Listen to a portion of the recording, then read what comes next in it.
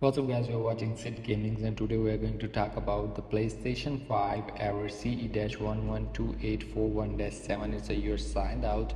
So how to fix this up? You just go to the settings and go to the network and view PlayStation network services. Sometimes the service down, that's why you get the error PSN account is signed out, or you're not going to online, you're offline. So you just select your region and check the DNS is working up and good.